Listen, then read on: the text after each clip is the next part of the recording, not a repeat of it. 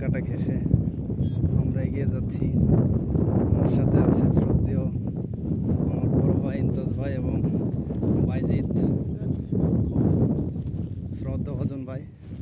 তাদের সাথে হেঁটে হেঁটে আমরা এখন আমাদের গন্তব্যস্থলে এগিয়ে যাচ্ছি। আপনারা যে সামনে যে দৃশ্যটা দেখতে পাচ্ছেন সেটা কিন্তু মূলত বাংলাদেশের মধ্যে, এবং বাম পাশের পাশে যে দৃশ্যটা দেখতে পাচ্ছেন সেটা কিন্তু ইন্ডিয়ার মধ্যে, সেই আগরতলা বিমানবন্দর।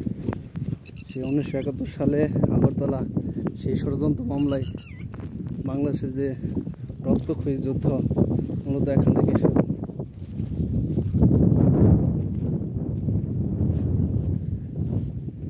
এর মধ্যে কিছু দুষ্কৃতিকারী লোক আছে যারা অগোচরে অনুপ্রবেশের জন্য বিভিন্ন পন্থা খোঁজে, কিন্তু মূলত বিজেপি আছে তাদের রুখে দেওয়ার জন্য সবসময় সীমান্তের অত্যন্ত প্রহরী।